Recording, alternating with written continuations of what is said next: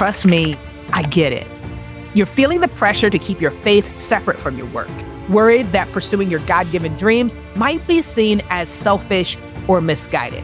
Here's what I've discovered. Our faith isn't a liability in our leadership. As a matter of fact, it's the source of our strength and wisdom. The real challenge is navigating how to boldly pursue our purpose while staying anchored in our faith. And that's exactly what the Beacon Show is all about.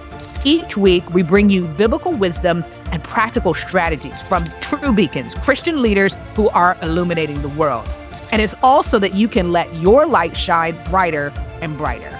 I'm Tamara Jackson, and this is The Beacon Show. How do you change the world when you're a sensitive soul who feels everything deeply? Well, today's guest has grappled with this question throughout her journey as a writer, nonprofit leader, and a champion for social justice. I'm excited to have with me on the show today, Dorcas Cheng-Tozun, an award-winning author who writes about the intersection of faith and social impact.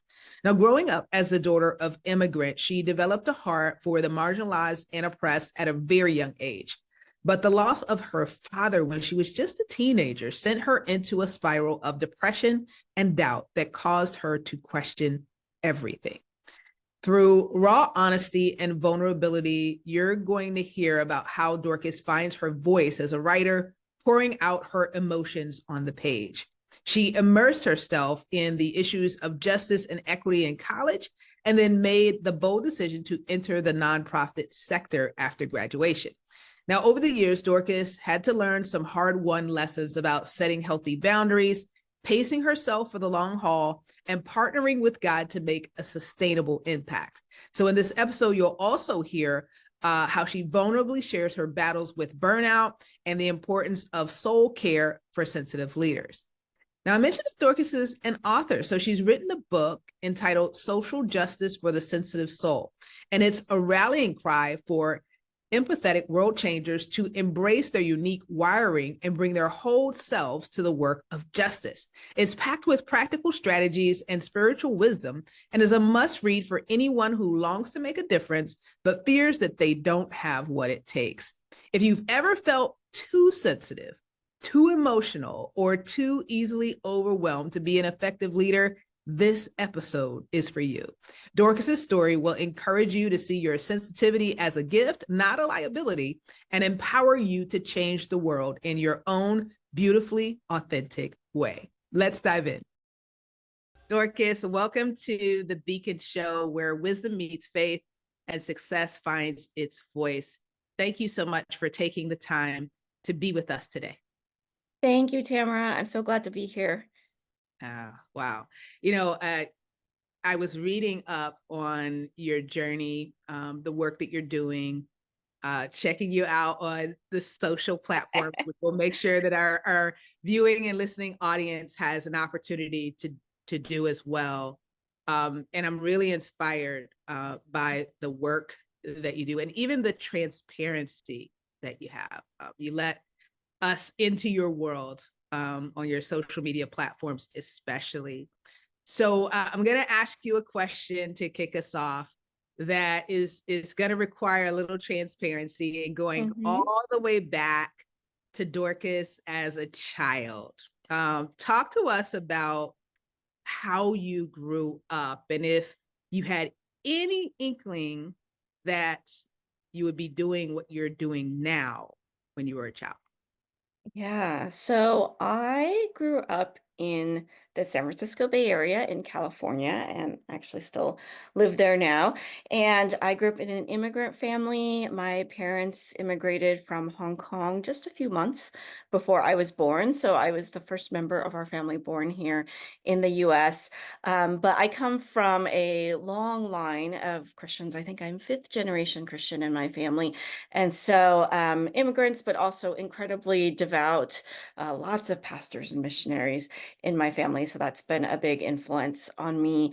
And I think my parents, they, like a lot of immigrant families, they did the best they could in a new place with so much that they had to figure out. And yet they really tried to provide a very safe and stable upbringing for my sister and me. There were definitely, cultural misses and misunderstandings and challenges along the way as we were growing up. We also grew up in a Chinese church.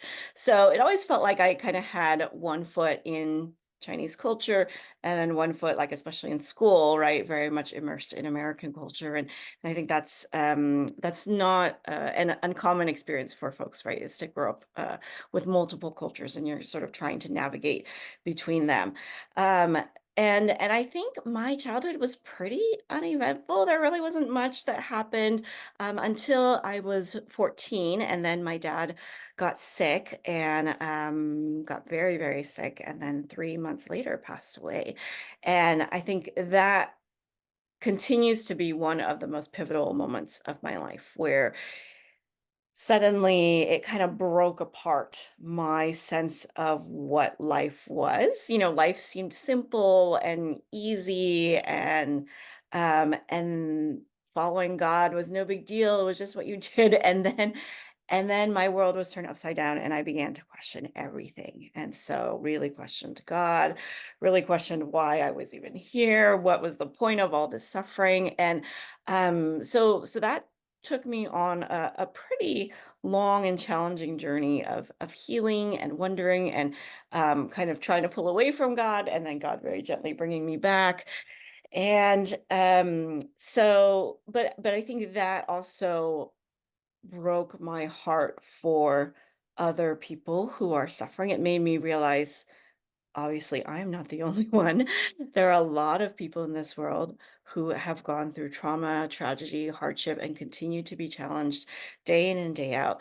And it opened my eyes up to the outer world and what was going on for people around me. And so I think that was sort of the first point at which I began to think about, could I do something in the future that would really be meaningful for others, that would serve others, that would help to just begin to heal some of those hurts that people live with. And so when I was in college, I was even further inspired to get really involved in various social issues. And then when I finished school, I entered the nonprofit sector.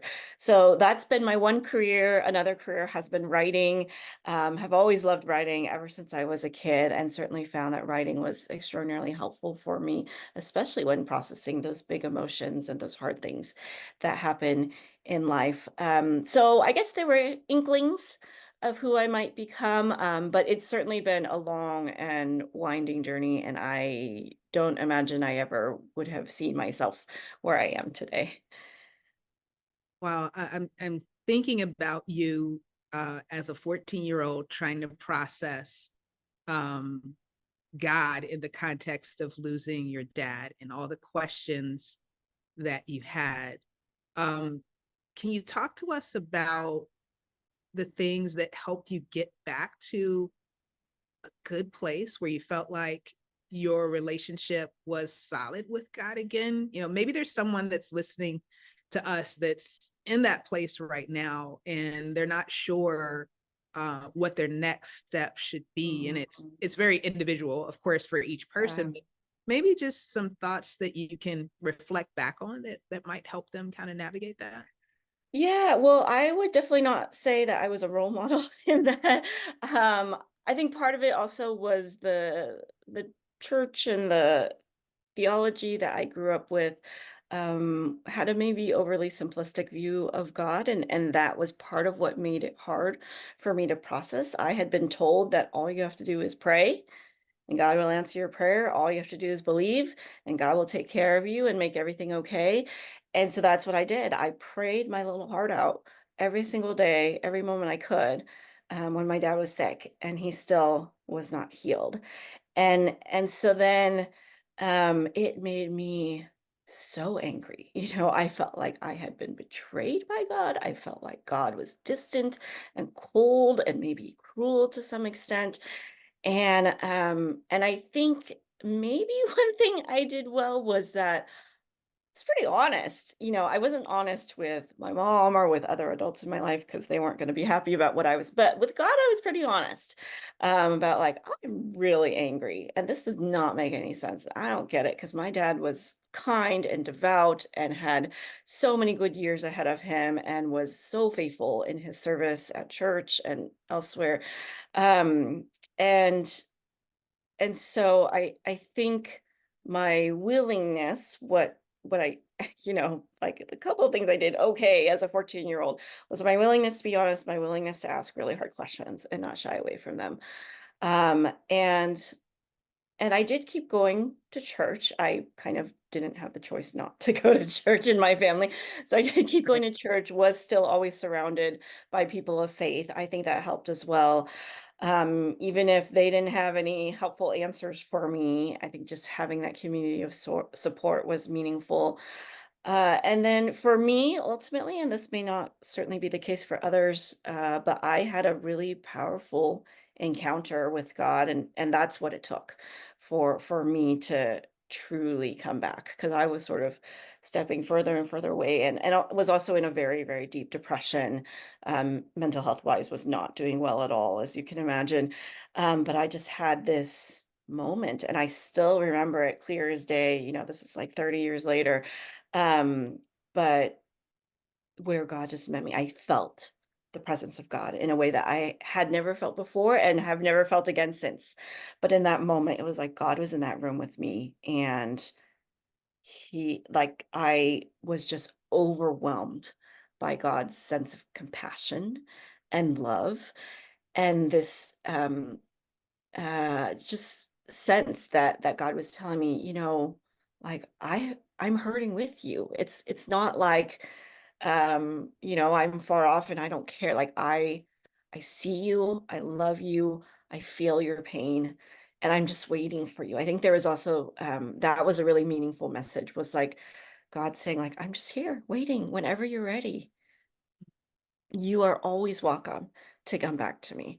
And so that I think was the beginning of me sort of digging myself out of that emotional hole that I was in. But yeah, it wasn't until God showed up and basically spoke to me that I felt ready to turn back and really begin to trust him again. Yeah. What I hear as you were sharing that is, he continued to pursue you even as you Mm, were, yeah, as we often do, as we, yeah. encounter these life challenges, sometimes we pull away, but we're so thankful that he continues to pursue us. And I believe also pursues us because there is work that we have to do, Mm, right? mm-hmm. So if you had stayed in that place and were so distant from God, I can't imagine what the next, as you said, Yeah. 30 years would look like. Would you have written the books that are now Mhm. marketplace, being a blessing to others? Would you be an instructor? Would you be doing all these things that are truly a blessing to others if you had stayed in that place? And so, what I hope those that are watching and listening to us are able to see, and I'm sure we'll get into more of this as we go through our conversation, is that even in those dark moments, God still has a purpose. He still has a plan, and you still have an assignment, right? There was work for you to do, and maybe in some small way, I'd love to hear your perspective on this. Going through those dark um, moments has created a degree of empathy that maybe you wouldn't have had without Yes, experiences. Would you? absolutely. I was a very judgy little kid.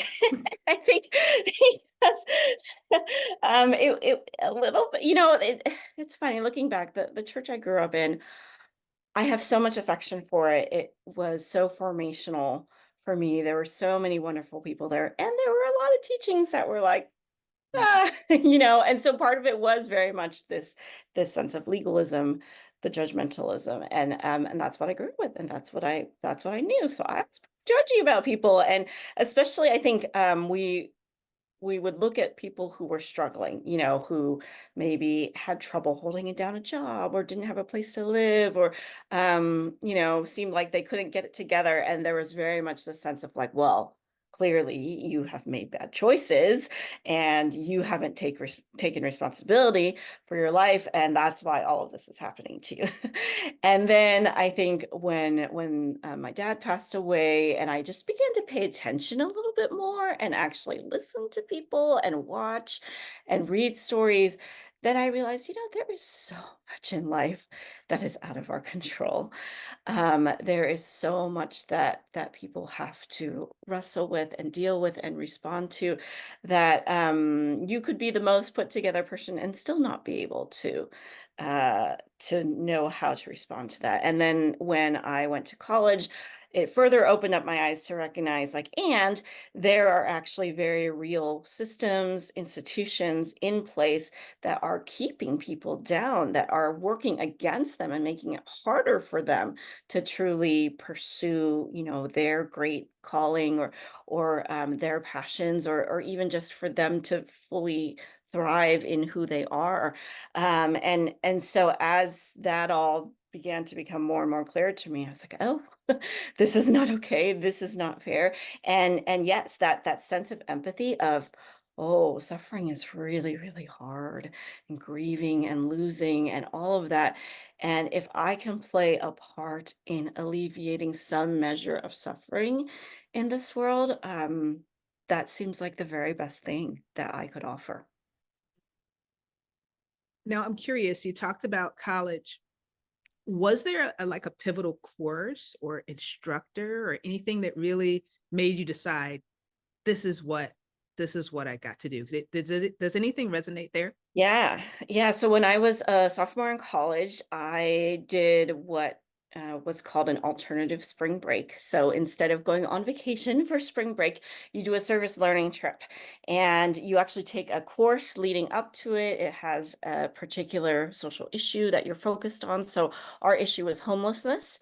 And this was a while ago, but obviously this issue has been with us for a very long time.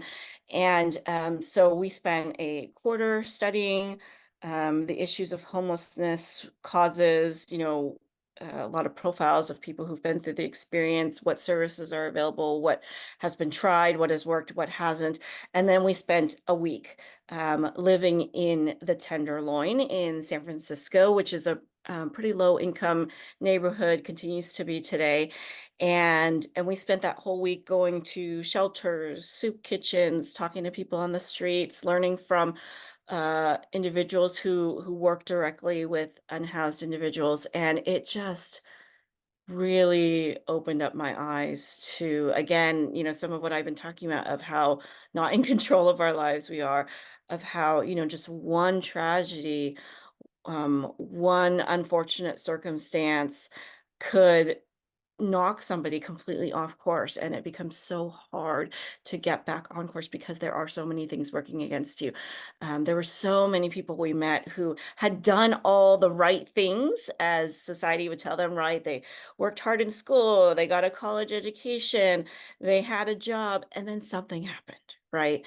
Either they became sick or a family member became sick, or maybe there was an issue with substance abuse, or I mean, just one thing, right? And then once you go down the path of losing housing, it is so hard to get back up on your feet. And so after that week, I just felt like this is it. This is what I want to do. I don't know exactly how or what or why or exactly, what this will end up looking like, but I want to work in the nonprofit sector. I want to serve people. I want to come alongside people who are having a hard time. I want to help make our societies, our laws, our policies more fair, more just, more inclusive. I think I would say another significant moment was my senior year in college. I attended the Urbana conference, and that I think, because I had a couple of years where I was really going down the social justice path, but I didn't see how it connected to my faith. And then when I attended the Urbana conference, it kind of brought it all together. And so that was a very significant moment in helping me to understand justice. The idea of justice has God's fingerprints all over it. And I remember there was a speaker at the conference who held up a Bible and she said, well, she held up a Bible and then she held up what looked like a pamphlet, like just a really thin little pamphlet. And she's like, this is the Bible. And this is the Bible if you tear out every single page in the Bible that mentions justice. And it just blew me away because I had never been taught that. I had never known that justice was so central to the heart of God and who and what he calls us to be in this world. And that was a huge blessing to just be able to integrate my faith and my passion and my calling and to feel like, yeah, this is exactly where God has put me. And so it's been a gift to be able to live in that certainty and sort of push into that even as a young adult. But I would say that where my most recent book came out of was this realization that I never did it in a healthy way, though. Like I took that calling and I ran with it, and I ran too hard and didn't think about taking breaks, didn't think about needing support, didn't think about the reality that I am just one human being and there's only so much I can do. And so even though I think I made a lot of choices in which I was trying to honor God, the way in which I chose to do it was not necessarily the way in which God would have wanted me to do it, because it ended up certainly hurting myself a lot. And I'm sure there have been mistakes that I've made along the way that I wish, I had more wisdom when I was younger, and I wish I had done things differently. Hmm. Yeah. Sometimes it's so easy to look back and realize, yeah, shouldn't have done that. In the moment, though, it's not clear. At least for Yeah. me, not clear. Like Yeah. we think we're doing the right thing. And especially in the work that you were doing, like you were realizing, hey, this is an issue that's close to God's heart. I've got to take this seriously. I need to take action. I can just imagine the pep talks that you Yeah. gave Yeah. yourself Absolutely. to move this forward. So looking back now, though, you mentioned a very important word, wisdom. Mhm. What would you say is a piece of wisdom that you now know that you wish you had knew then? Oh, so many things. Mhm. Well, for one thing, I don't know, somehow when you're in your 20s, you think you know everything, right? You just think you know all the things and you've already got it figured out, and even into your 30s, and now I'm in my mid-40s, and I feel like, and scripture says this as well, right? It's like wisdom starts with, I mean, it starts with the fear of God, but it also starts with the acknowledgement of all that you don't know. And I really wish that I had more confidence and willingness to admit when I just didn't know things. And so there were times where I pretended to know things, or I acted like I knew things, and the results are oftentimes not that great. And I, being like young, ambitious, you think you're super smart and well trained, and so you feel like you got to do it all. And I have come to learn the hard way that I can't do it all, and that it is actually a gift and a beautiful thing to ask for help and to work with others and to do things in partnership with others and to create space for each person to do their own part, and to even have a measure of grace for myself and others, that there is this one part we can do and we each cannot do everything, right? That's why we need one another. That's why we need to be interdependent, and we have this church and this body, this community of people to do things together with. And then lastly, I would just say that one of the pieces of wisdom I really wish I had as a young adult was just a sense of like, you've got time. Like I felt like I had to fix all the problems of the world right then Right and then. there. Yeah. Right. Yeah. Like make all the suffering end, and I was going to do it all by myself. Um, and and yet going down that path, and it happens to so many people. Like, there are, social scientists who research activists and how they live and the choices they make and what it looks like. And what they have found is that it is very, very common for social activists to burn out within 3 to 5 years. That's sort of their typical career span within that space. And then they're out, they're done, they're gone because they cannot come back.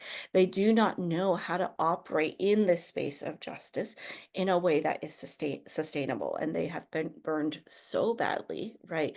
And they are surrounded by people who, even if they're very good, well-intentioned people, nobody is modeling for them. How do I actually engage in this work in a way that is sustainable? Because I think for those of us who care really deeply about wanting to make an impact in the world, it's not something you're going to do in 1 year or 3 years or 5 years, right? It's something that happens over decades. If, God willing, we have decades. But if given the opportunity, right, I think most of us would choose, like, yeah, I want to keep engaging. And the way that you keep engaging is that you pace yourself and do the work that you can, and you take the rest that you need. And then you come back, do the work, take the rest. And I made the mistake of just working, working, working until I crashed and was physically unable to do any more work. And that happened to me multiple times, where I was just completely taken out of the workforce, ministry, service, all of it, for months, sometimes years at a time, because I had treated my body and my mental health so poorly, and had not honored the Sabbath, right? Had not taken care of myself, had not taken seriously all of those parts in scripture that tell us to rest, wait on the Lord, rest in the Lord. I just, yeah, I thought that was for other people, for like weaker, less But ambitious not for people. me. And right, not me. And obviously I was wrong. So yeah, I really, really wish that I had understood that better as a young person, because even now, I still live with the consequences of those really, really terrible burnouts I put myself through, in terms of my physical health, my mental health. It's not something you ever fully recover from. And so if, while you're younger and healthier, if you have the opportunity to pace yourself more and just to be more aware of your limitations and to be okay with that, then I think, yeah, that's just such a really valuable perspective to have. I agree with you 100%. I am in a season now where I am learning that I'm no longer a young adult, but I'm still I'm still learning that sense of balance of Mhm. doing the things that I need to do practically, but also trusting that God will do what I cannot do. And I think for me, at least, sometimes I forget that this is a partnership with God, and I feel like I need Mhm. to do it all. Oh yeah. And Oh so yeah. your words of wisdom are reinforcing for me, and perhaps for others that are watching or listening. Don't be consumed with the fact that Dorcas said, as a young adult, some of us that are further Mm. along in life are also in need of this lesson, and perhaps it's an opportunity to catch ourselves before we suffer some of the consequences that you're talking about, physically, mentally, spiritually. There is a need for balance, even as we pursue the calling that God has on our life and the assignment that He has given us. And there's an Yes. element, I think, of trust, right? Of Oh, recognizing this absolutely. isn't all on me. And Yeah. maybe for some of us that have that ambitiousness, and I do believe there's a such thing as healthy ambition. It's just figuring out what that looks like. That for me is sometimes challenging. Mhm. Yeah, I totally hear you. And I think it is a lesson to be learned and relearned at every stage of life. Mm, that's good. This is probably one of those ones that we will have to revisit often. One of the groups that I'm in, a group of Christian entrepreneurs, the leader of the group tells us that we have to resign as the CEO of our business because ultimately God is the CEO, right? And Mm. I shared with them as a joke that unfortunately, I think I'm going to have to resign more than once because there is something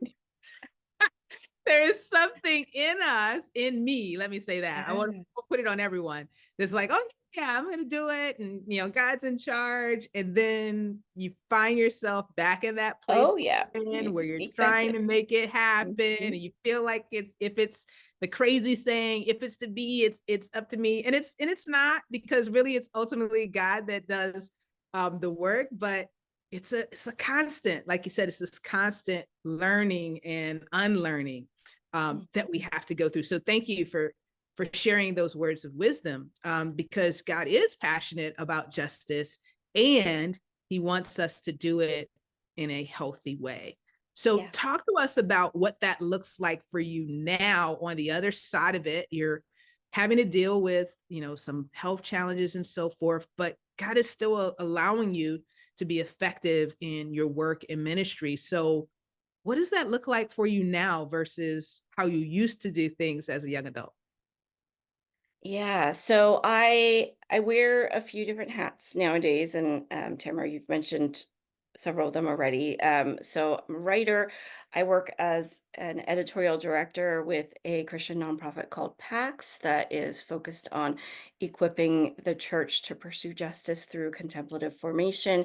And then I'm also a high school teacher. I teach a class called Social Innovation, which is teaching high school students business principles and design thinking for the sake of coming up with creative solutions to address real challenges and needs in our communities.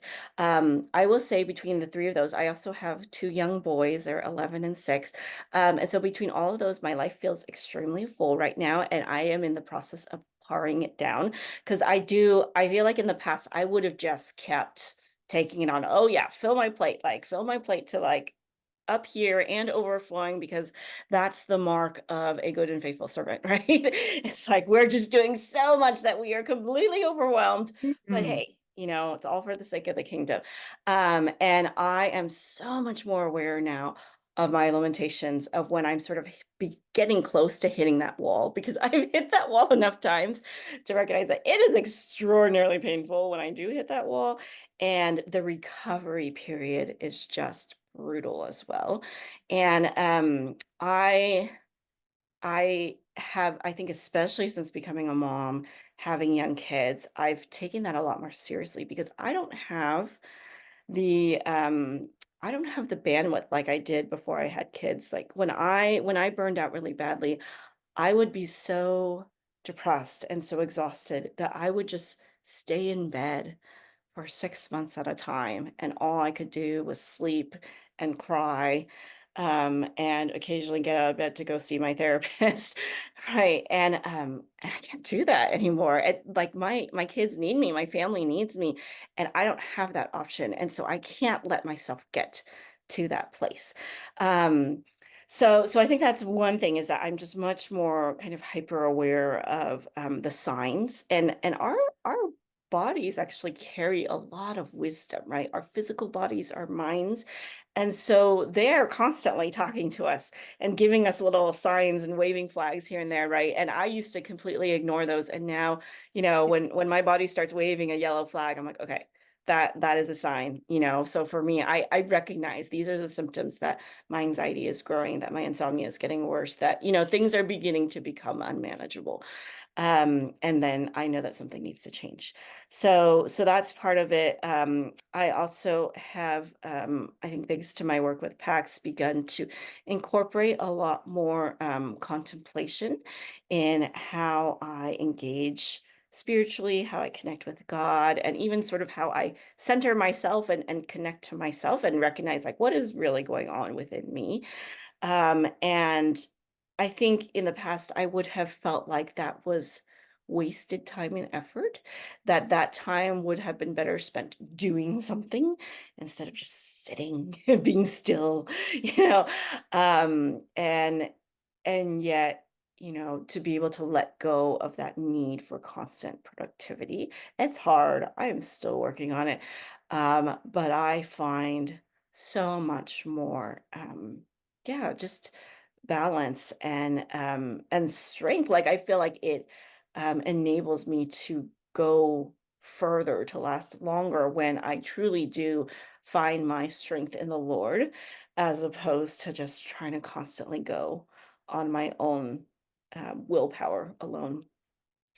And I would say another big change is that I I somewhere along the way picked up this idea that if you are doing God's work and you are, especially advocating for those who are on the margins, who are suffering, who are being oppressed, that it is really important that you also suffer with them. And I do think there is, obviously there's something very biblical about, weeping with those who weep and sitting with those who are suffering, and coming alongside people, lamenting with them, all of that. And yet God doesn't ask us to stay in that space 24/7, right? It's not like, no, it's not, let's just constantly be lamenting for the next 50 years of our life. But it's like, yes, enter into those spaces. But God also, wants to give us joy and an abundant life, and a life that feels full to bursting, I think, with beauty and goodness. And so I have more intentionally chosen work, or the organizations that I am connected with, or even the service opportunities that I do.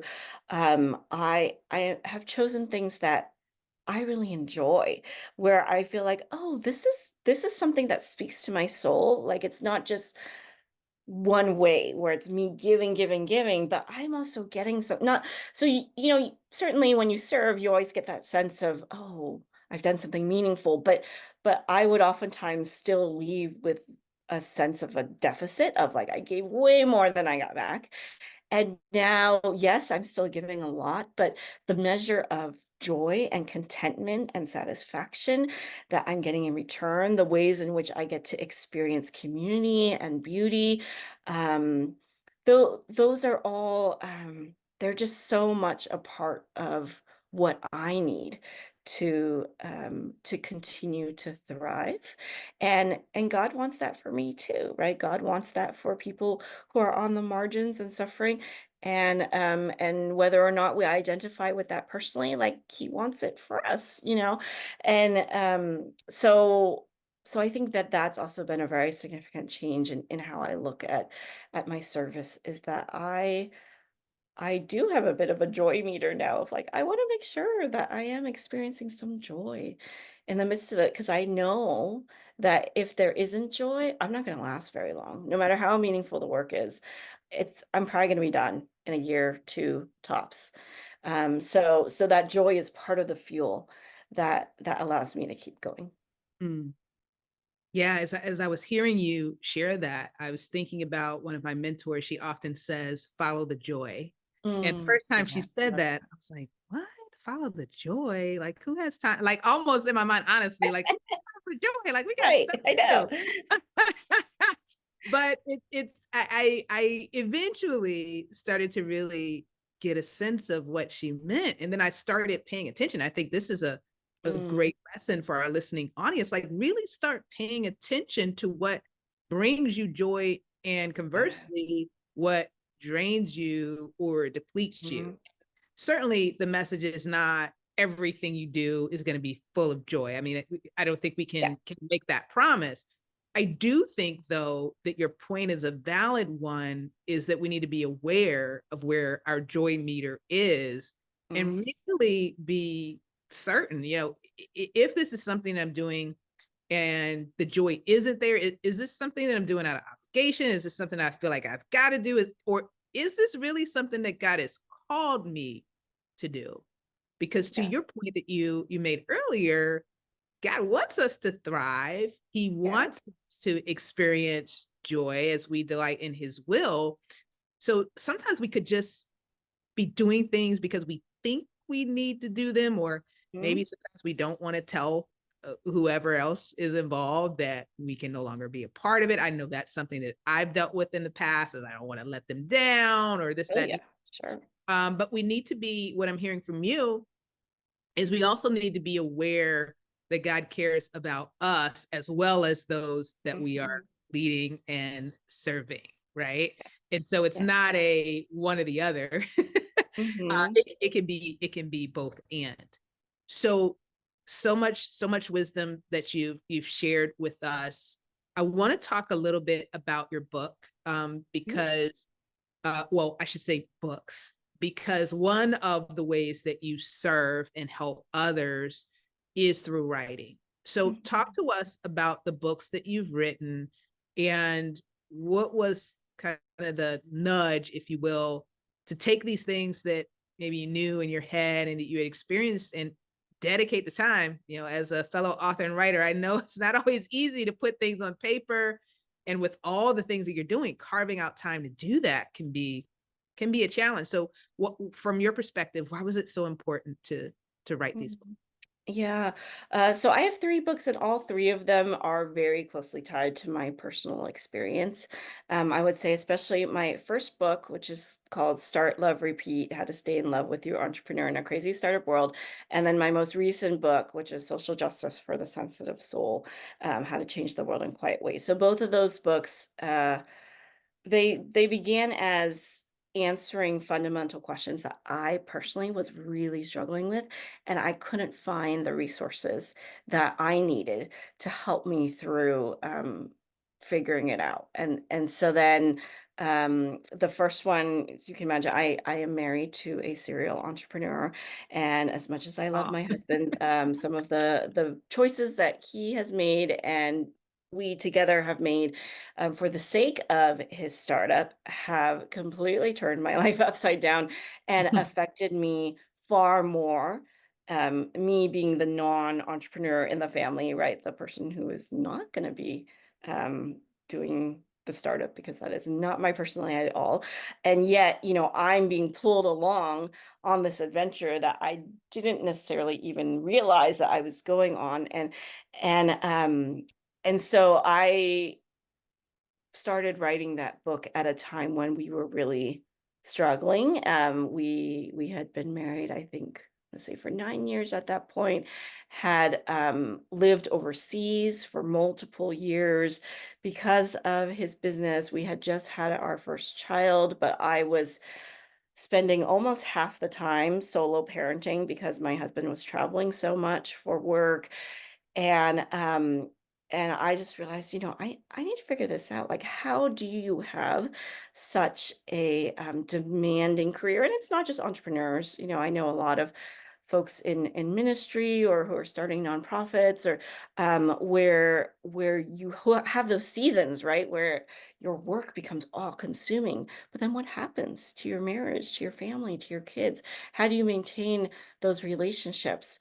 Because those aren't the kinds of things you can just put on the back burner, ignore for 5 years, and come back to, right? There may not be any relationship for you to come back to. And so that's where the first book came out of, is, how do we figure this out? And as I dug into it, I found that there were a lot of couples like us. It's very common within the startup world, within the, dare I say, the church planting world, and other sectors as well, where there are quite, there is a higher than normal rate of divorce, of, just broken families, spouses separating, a lot of conflict. So that's what I was wanting to speak to. My second book in the middle is a little bit different. It's sort of the story of, because I had seen it from the beginning. My husband and his business partners asked me to write the story of how their social enterprise started. And so they have a company that provides solar powered products for families without access to grid electricity in developing countries. So this is like solar powered lights, solar powered fans, solar powered phone chargers, and it has been quite the journey. It's been extraordinarily meaningful work, and it's been so hard. Like every startup, they have a very dramatic story, lots of ups and downs, and I think even quite a number of miracles where God just came through in powerful, mind blowing ways. And so we wanted to write that down. We wanted to make sure that we had that story. That the company's been around for more than 15 years now. So before we got too far down the road, we wanted to make sure that we wrote that down, and that hopefully that could be a resource, especially for others who want to start social impact businesses, who are interested in working in these spaces, who maybe want to help with off-grid electricity. So that's what that story is. And then my most recent book, Social Justice for the Sensitive Soul. I feel like that's the one that's closest to my heart, because it it really came to me in the summer of 2020, which I know none of us want to remember, but it was, um, it was that time of in the middle of the pandemic where seeing so much happening because of that, all of the social structural inequities that are emerging, right, that are being exposed because of the pandemic. There was the rise in anti-Asian racism and hate and violence. There was the murder of Black Floyd and Black Lives Matter. There was so much happening that summer, and it felt like the world was burning. And I imagine I wasn't the only one that felt completely overwhelmed. And I remember going on a walk because that was the only thing we could do, right? Like totally True. stuck in our homes, and the only thing I could do was go outside, go on a walk, and that was the only way to get away from my children. As much as I love them, I needed a break from them. That is And great. yeah, and I had been asked, my publisher had actually approached me and asked me, do you have an idea for a book? And I said no. And then they asked me to think about it, and so I went on this walk to think about it. And as I thought about it, the title of the book just came into my mind, probably in a moment of divine inspiration. And I realized this is it. This is what I have been wrestling with for my entire professional career, is how do I, as a sensitive person, somebody with big feelings, somebody with deep empathy and compassion, very sensitive to pain and to hurt, how do I stay in this world of social justice in a way that is authentic, and meaningful, but also effective? And um, and I didn't know, and I think I during that summer of 2020, I felt torn because I so wanted to get involved. I wanted to get involved with stuff around Black Lives Matter, with around anti-Asian racism and addressing that, and everything else. But I was so scared. I was so scared to jump in because I had been so badly burned in the past. And I didn't know how to do it in a way that felt healthy and sustainable, and that wouldn't lead to me being in bed again for 6 months, unable to do anything. And so I wrote this book to try to answer that question for myself, and figured I'm sure I'm not the only one. I'm sure there's a lot of folks out there who also are big feelers, highly sensitive people, deeply empathic people. And I'll say that one thing I have learned through the process of researching and writing the book, and it was affirmed over and over again, was the reality that those are beautiful qualities to have, to be a deeply empathetic person, to be a person who feels deeply, who connects with others, who is so conscientious and is so bothered by the suffering of others. That's a real gift. And I think a lot of times we tend to dismiss those folks as like sort of just too much. You're too sensitive, you're too but we need them. We need them so much because they bring a lot to the table. And yet, I think because they're sensitive folks, myself being one of them, we don't necessarily come to the table unless we feel like we're invited, and unless we feel like there's a space for us. And so, through Social Justice for the Sensitive Soul, my hope was really to help begin to create that space, and to speak to my fellow sensitive folks of like, your gifts are so valuable, and we need you to participate in this fight against injustice. And how you do it may look really different from how your typical, protester or speech giver or petitioner may do it, and that is totally fine, because it is very much an all hands on deck kind of effort, right? And so bring what you are able to bring, and that will be more than enough. So it was, I feel like every book that I've had the chance to write has been a huge growth opportunity for me. I have discovered that it's my way of secretly like being a student again, because I love learning so much, right? And Yeah. so you spend so much time researching and talking to people, and it is like being in school all over again, and you learn so much. And so it was a real privilege to be able to write, I think, this last book in particular, although certainly all three have been books that have come out of experiences that were really important to me. Mm. Wow. So we'll make sure that our viewing and listening audience is able to check out your website and learn more about these books.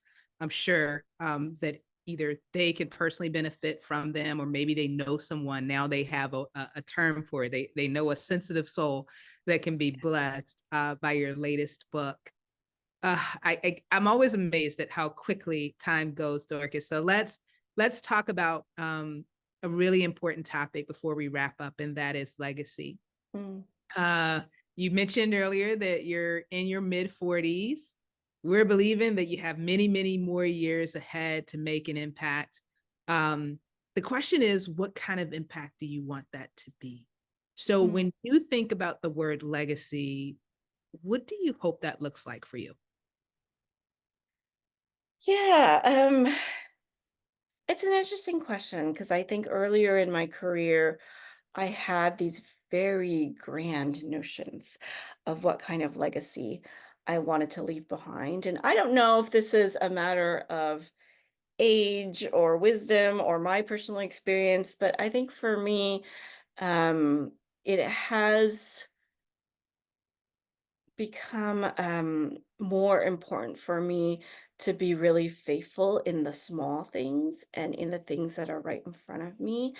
And um, but with the belief that those small things are still really significant, that God has the ability to multiply our efforts into something far beyond what we could ever know, certainly in this life.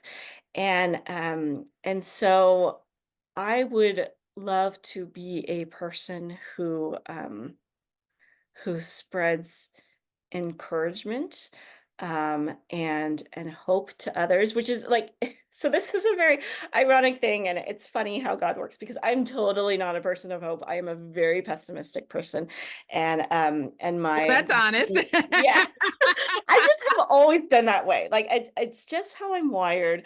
Mm. My sort of default emotional state is, well, one of them, it's not the only one, but is despair, right? So it's like I look at the world and it's so easy for me to despair. And I think that the challenge that God has been giving me over the last few years is to choose hope, even when there are a lot of things pointing toward despair, to still choose hope, to still believe that the efforts that we are all collectively, faithfully putting forth, that God sees, that God is working with, that God Himself is here at work, that the vision of whatever the new heaven and new earth will be in the future, that is coming. We don't know when, we don't know how, we don't know exactly what it'll look like, but it is coming. That's the direction that we are moving in. And so, yes, like let's continue to hope. And so I would just love to offer that encouragement to my fellow sensitive souls.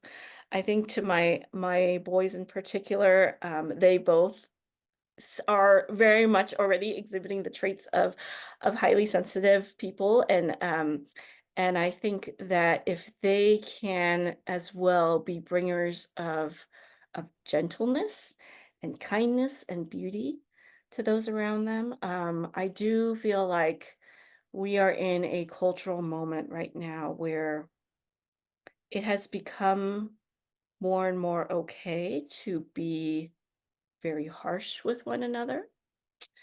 And it's like no matter where you are on the political spectrum, um, if there is somebody who is on the other end, you can say whatever the heck you want to them, right?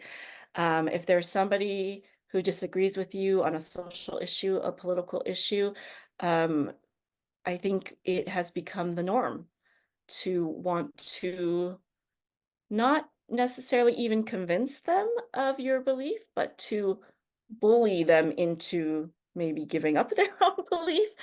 And I see this among people of all stripes and groups and tribes. And it really breaks my heart because I feel like even if you are standing on the right side of an issue, if you are not able to interact with others with kindness and grace and love, I I think in the end you're not gonna, the war cannot be won with that kind of an approach. You cannot hate people into winning. And so I think that that is also something that it's a theme that's woven very much into social justice for the sensitive soul.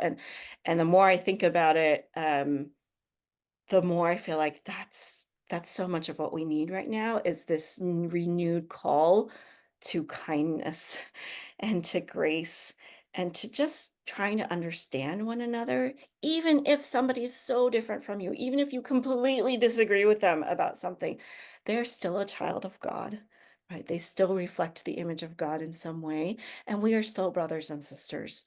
And so, how do we look at one another as fellow human beings first before we get into all the stuff that we feel like we need to talk about or address or whatever? I find myself drawn ever more to Dr. King's vision of a beloved community, right? Where it's not when we work for justice, we're not saying like this is just justice for people who look like me, or this is not just justice for people who look a certain way or fit a certain category or ascribe to a certain set of beliefs. This is, the beloved community is a place where everybody can thrive, where everybody is seen and loved. You may have been my enemy in this one regard, but you can still be part of the beloved community. I will still call you my brother and my sister. So I guess I started with small and then I got really big.